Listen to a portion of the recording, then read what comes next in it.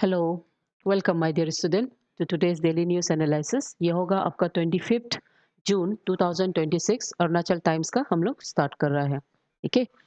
So the first news is Vice President of India launches Navam Rivia's book. So remember since आप लोग अरुणाचल का syllabus हम लोग के APSSB और एपीएसएस में है तो remember the book. The book's name is VIP Culture in India: Power, Privilege and Distance from the Democracy.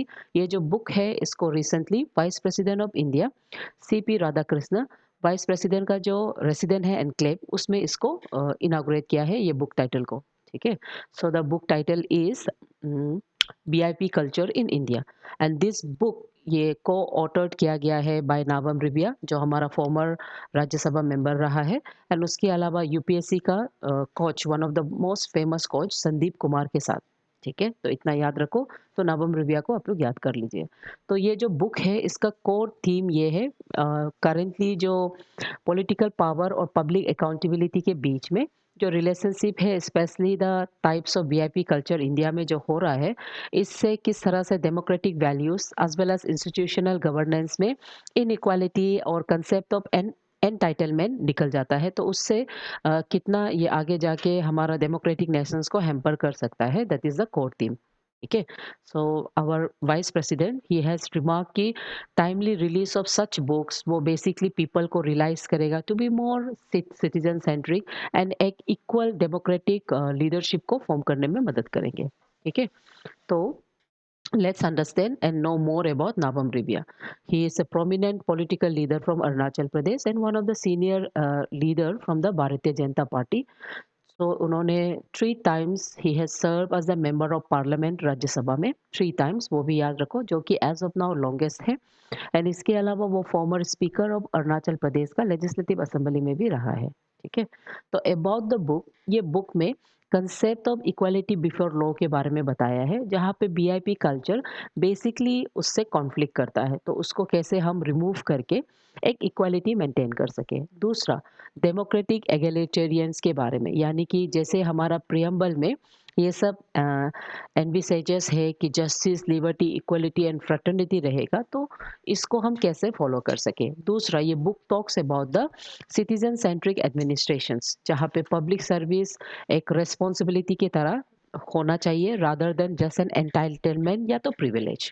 दूसरा, public trust and institutional distance के बारे में उन्होंने कहा है कि कैसे डेमोक्रेटिक डिपॉजिट होने से एक gap between public and public authorities हो सकता है। दूसरा, it speaks about ethos of the bureaucracy कि discussion of the administration, its accountability, accessibility, कैसे उसको एक गुड ब्यूरोक्रेसी बना सकता है and concept concept like red tapism जो होता है उसको डिक्रीज कर सकता है। ठीक है, तो इसमें thinkers and servants, civil servants like minister Lal Bahadur Shastri, his role can be often use specially in ethical subject in terms of an example for the ethical human being. Done.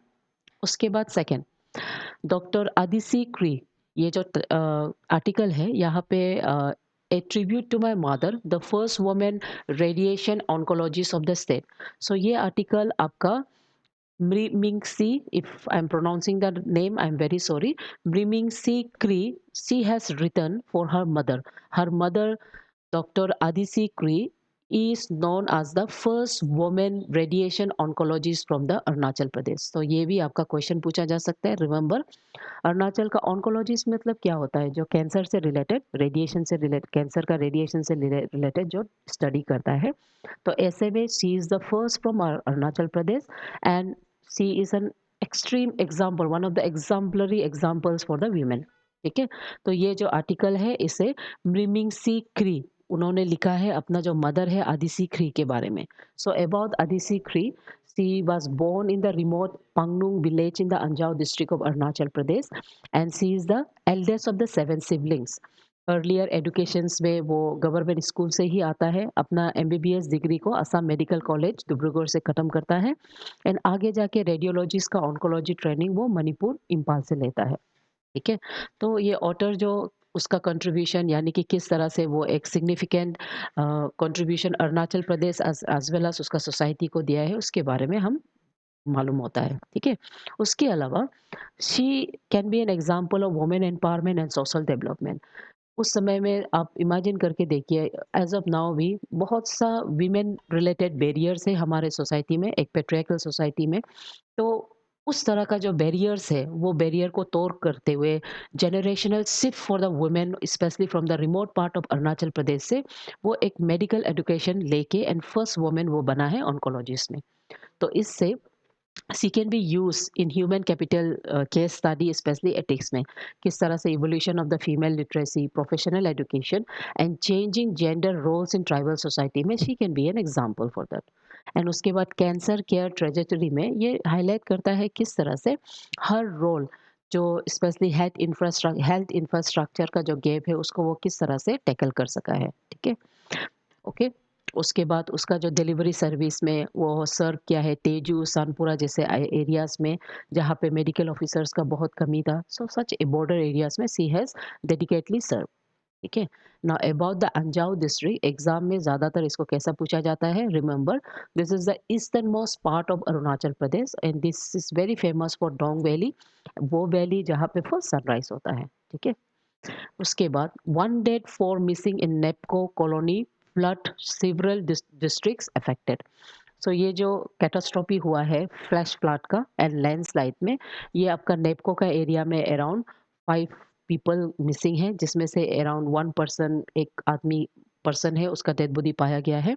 So such natural disaster जो कि जिसे हम fest flood बोलता है, it struck the Nepco colony and इसके सामने में 405 megawatt रंगा नदी का हाइड्रो पावर प्लांट रहता है। ठीक है। सो कैजुअलिटीज में as of now one teacher from the VKV, उस Nirmala Gupta, she has lost her wife and others are very much critical and around 4 person are still missing. ठीक है। तो इसके वजह से ये जो डिस्ट्रक्शन हुआ है वेरियस डिस्ट्रिक्ट लाइक कई पंयोर, करा दादी, कुरुंकुमे, lower Subansiri, Kamle, upper Subansiri, they are massively cut off from the capital region. ठीक है। एंड ऑल्सो हाईवे डैमेजेस में स्पेशली किमिन रूट्स वहाँ पे डैमेज हो गया है and as of now border roads and as well as district administrator they are working together to make the provisions, required provisions. Okay, and various rescue operations and medical assets had been provided in those areas. Done. So government एक important advisory, tribal advisory भी वो notice किया है कि since ये monsoon period है north eastern region में specially Arunachal का, तो उसमें रात में जो ट्रैवल करने का जो सेफ्टी मेजर्स है उसको जितना हो सकेगा जब तक इमरजेंसी नहीं हो उसको अवॉइड करने का एंड वेरियस एडवाइसरी भी दिया है। ठीक है। तो इसमें ज़्यादातर ये मेंस रिलेटेड क्वेश्चन पूछा जा सकता है, तो डैम एसोसिएटेड रिस्क के अंदर में कि किस तरह से Arunachal Pradesh situated at the foot hills of the Himalayas वो एक वर्नेबिलिटी को स्पेशली हाइड्रो पावर एसेट के साथ उसको शो कर सकता है in the cases of extreme monsoons. उसके बाद एज ऑफ नाउ जैसे हमारा जो हाईवे कट गया है NH13 एंड NH713 का ए, सो इसमें क्राइसिस स्पेशली आपका जितना भी एरिया जो कट ऑफ हो गया है उसमें कोई भी टाइप ऑफ मेडिकल है ना, स्कूल का नेटवर्क का मतलब इश्यू भी होने का चांसेस है। दूसरा, कई पंजोर रिवर में जिसको हम रंगा नदी जिसमें प्रोजेक्ट बनाया है, ये बहुत ही इम्पोर्टेंट रिवर है जो ब्रह्मपुत्र में फ्लो करता है और ये रिवर का फर्स्ट फ्लड आने से आपका जो अपस्ट्रीम से जब ये आता है तो डाउनस्ट्रीम में many regions like Lakhimpur, Dhemaji, Kulajan, Akajan, वो लोग उसका मतलब लोअर लेवल में रहता है, तो देयर इज ए पॉसिबिलिटी कि वहाँ भी प्रिकॉशन मेजर लिया जाए इसके लिए। ठीक है। Okay, so now let's understand what is flash flood and cloud burst. ठीक है। तो flash flood and cloud burst these two are often मतलब one after another we can say, मतलब साइमल्टेनियसली ओकर होता है। तो लेट्स अंडरस्टैंड कि cloud burst क्या होता है। ये एक ऐसा इवेंट है जहां में extreme amount of rainfall over a localize geographical area में around more than 1 to 6 hour जब होता है।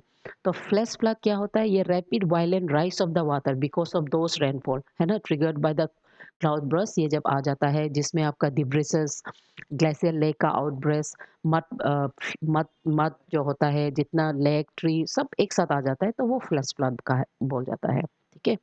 तो क्लाउड बर्स्ट का क्राइटेरिया होता है कि rainfall of 100 millimetres per hour. ठीक है, सो उसको आपको समझना है। डन। एंड फ्लैश फ्लड में जो कैटेगरी है इसमें रैपिड फ्लडिंग होता है, जिसमें 6 आवर्स या उससे एक्सेस रेनफॉल पर्टिकुलर एरिया में होने से तब फ्लैश फ्लड आ जाता है। So there is a geography में एक टर्म है, we call it as kinematic shock waves. So suddenly अगर वाटर रैपिडली रेनफॉल होता है तो उसमें वाटर कैरिंग का जो कैपेसिटीज होता है, water holding capacities of the soil, वो बेसिकली लूज हो जाता है। उसके ऊपर से अरुणाचल का जो टॉप लेयर का जो सॉइल है वो वॉर्म कैटेगरी में माना जाता है, तो उसमें उसका जो रिटेंशन का जो कैपेसिटी होता है वो लूज करता है। As a result with an kinetic यानी कि मूवमेंट की वजह से जो एनर्जी निकलता है उससे आउटब्रस्ट होके such type of flash flood होता है। So Arunachal Pradesh foot hills of the Himalaya fragile topography को शो करता है। क्लाइमेटिक कंडीशन में we get all types of monsoon, है ना।